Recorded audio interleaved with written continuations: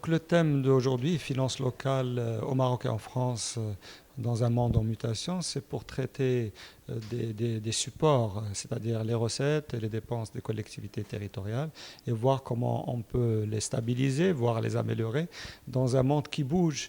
Et nous sommes impactés par ce qui se passe au niveau international, notamment la mondialisation, le commerce électronique. Et ça a un impact, par exemple, sur les décisions des multinationales, par la mobilité des assiettes.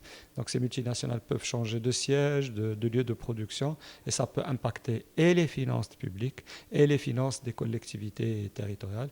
Et c'est pour ça qu'il faut faire preuve de prudence et de travailler en parfaite harmonie entre l'État et les collectivités territoriales pour, d'un côté, mobiliser les ressources nécessaires, et notamment les ressources fiscales, et en même temps bien gérer les deniers publics en termes de dépenses, que la dépense se fasse dans les meilleures conditions et dans des conditions de transparence et de rigueur pour assurer un service public de qualité et de proximité.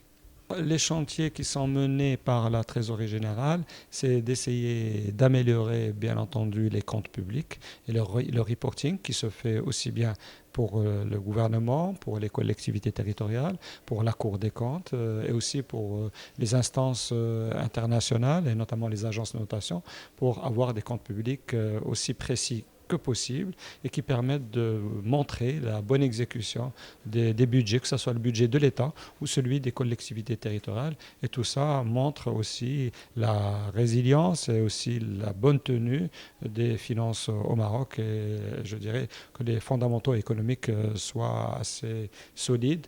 Tout cela permet de mener les politiques publiques dans les meilleures conditions.